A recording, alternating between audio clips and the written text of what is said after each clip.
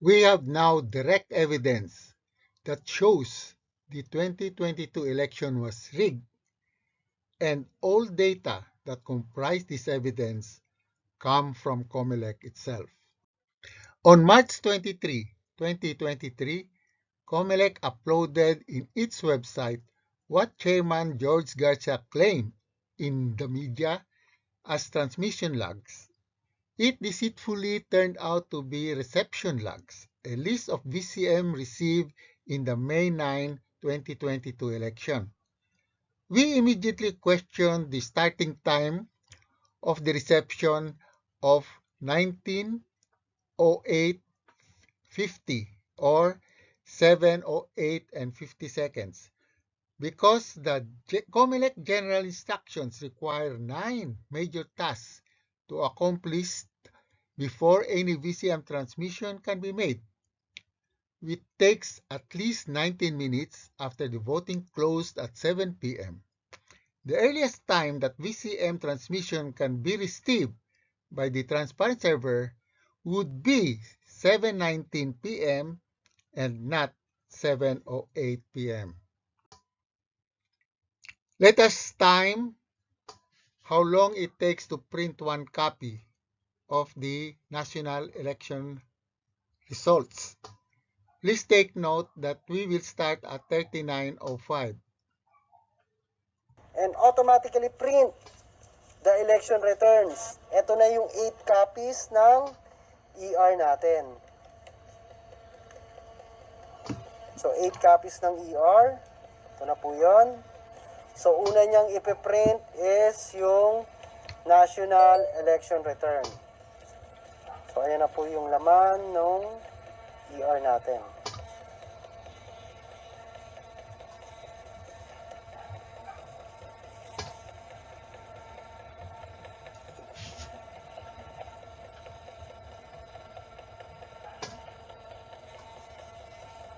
Eight copies po ang ipiprint natin.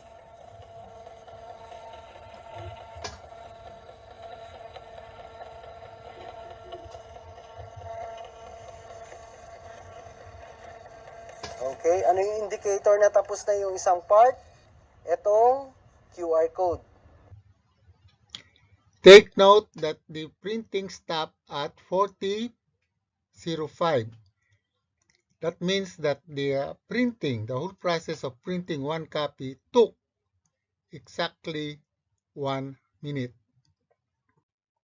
Now let us time how long it will take to print one copy of the local election result. Again, note that we will start at 41:00. Ang next niya namang ipiprint ay yung 8 copies ng local election return. Ayan, nandiyan na yung governor, councilor, mayor, vice mayor. So 8 copies din po yan.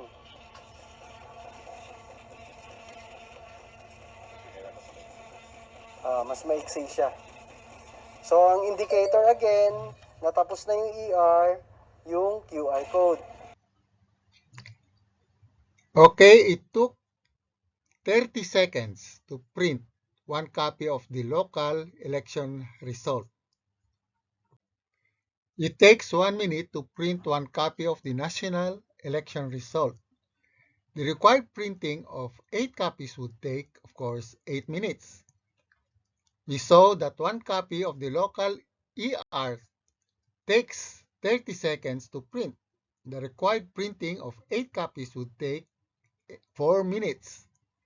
Since the other major tasks takes around 7 minutes to perform, the total time from closing the voting to the transmission of the ER would take 19 minutes. The earliest time that the transparency server will be receiving VCM transmissions of the ERs would be then 7:19 p.m. and not 7:08 p.m. as indicated in the reception logs shown by COMELEC on March 23, 2023. The printing of election returns always starts with what we call the date time stamp. In this case, the date is May 9, 2022, and the time is 19:18:27 or 7:18 p.m. 27 seconds. It also contains the precinct ID, in this case 290-329. However, in the reception logs shown by COMELEC on March 23, this same ER was received by the transparent server at 19:11:21 or 7:11 p.m. 21 seconds. The transparency server received the ER of this precinct 7 minutes and 26 seconds before the ER was even printed, or before this ER was transmitted to the transparent server. How is that possible? Now, here is another ER from the BCM at Tayac, Bantay, Ilocos Sur, with precinct ID 290-342, and this ER was printed at 20:34:15 or 8:34 p.m. and 15 seconds. This ER was received by the transparency server at 19:24:45 seconds or 1 hour 9 minutes 20 seconds before the ER was printed. This means that even before this ER was transmitted to the transparency server, it is already received 1 hour 9 minutes and 20 seconds before. Again, how did this happen?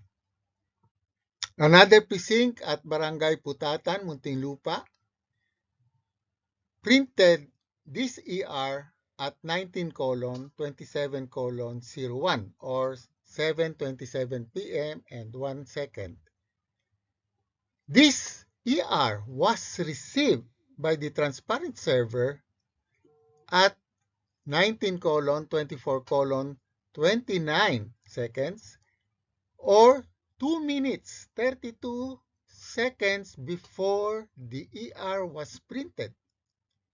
In other words, the transparent server received this ER before the ER was even transmitted.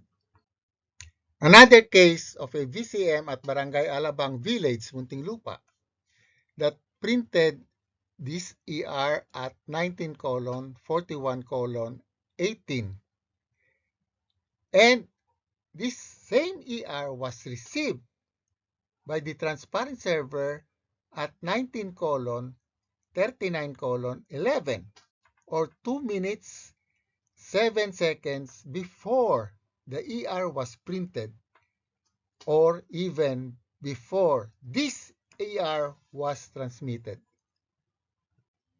And this ER was printed at 20:27:1.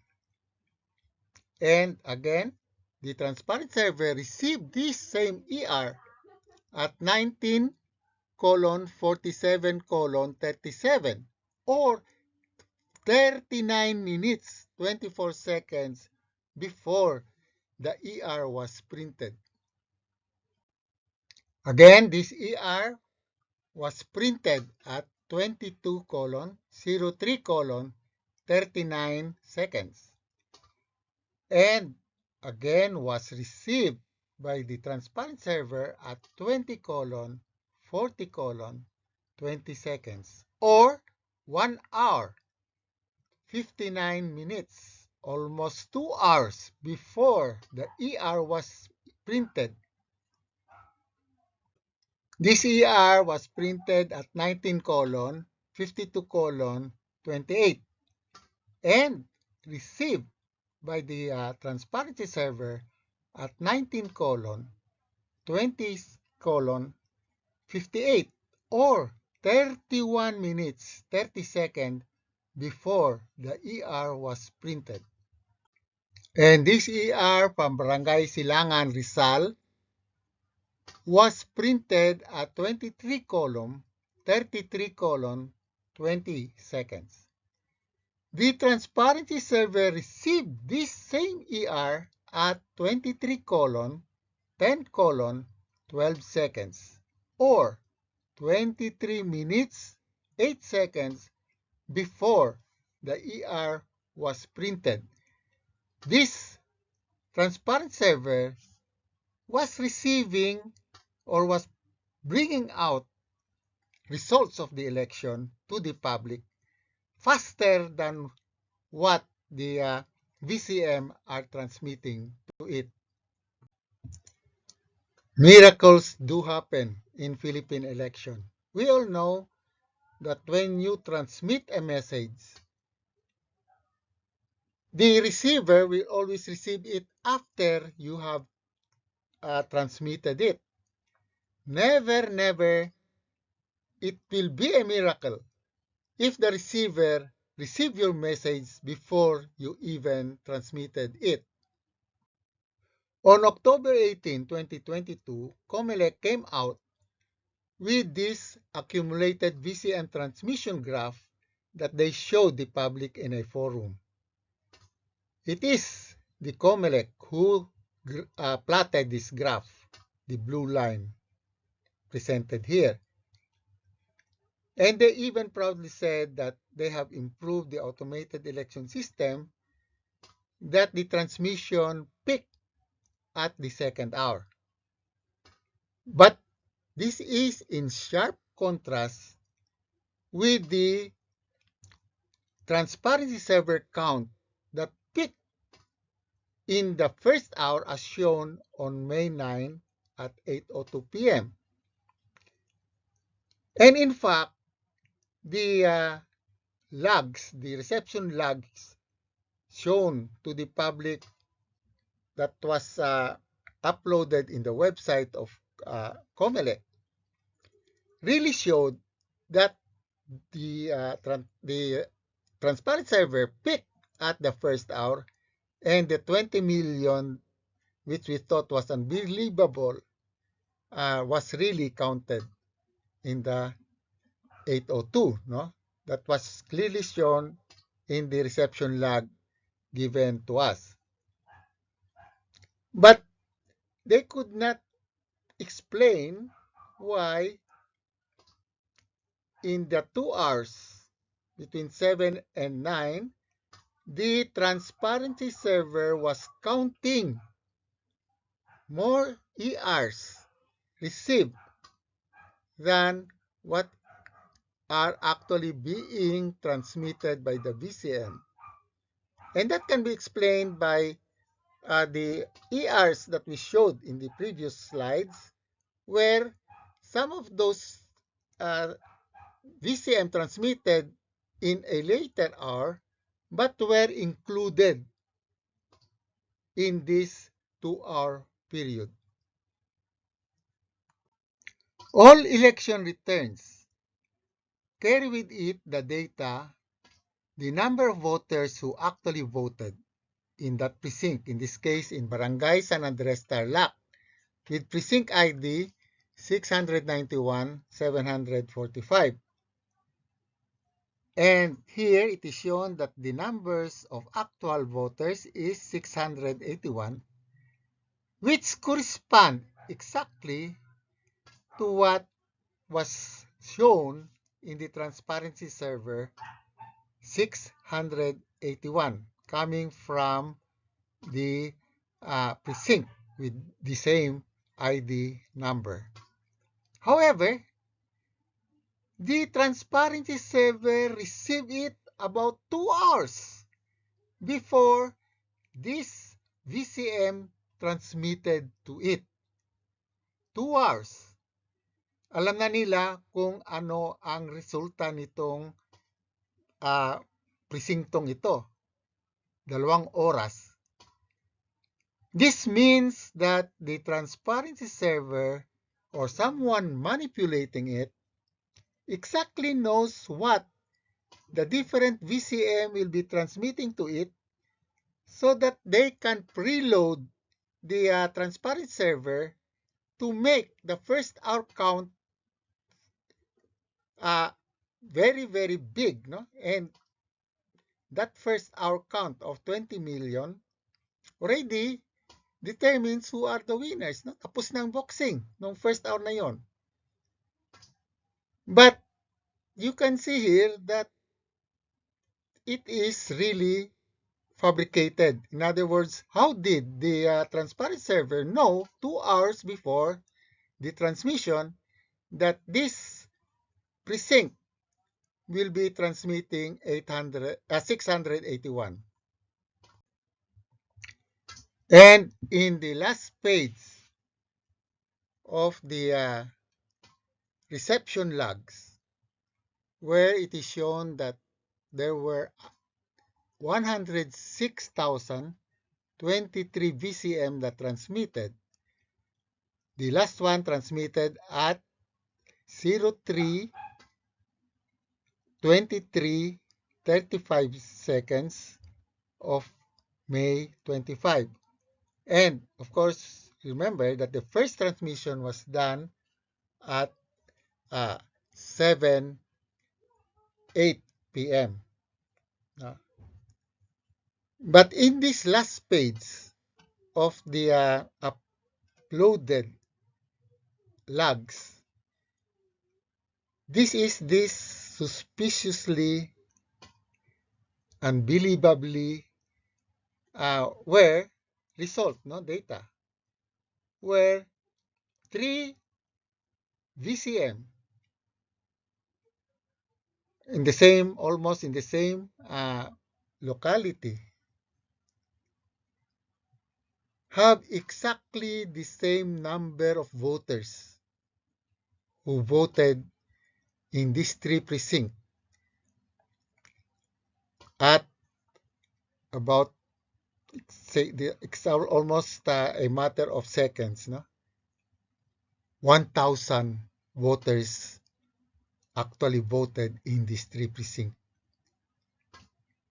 Now, this is the result of an official reception log that COMELEC would like us to believe when it has so many questionable data in it.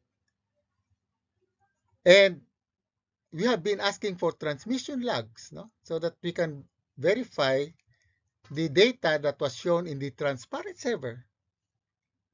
But how come COMELEC does not give us the transmission log? How come they don't even allow or won't allow the telcos to show us the transmission that passed through their network through the call detail records of the telcos? That is a big question that until COMELEC will answer, then the conclusion that we can only get is that the 2022 election was rigged.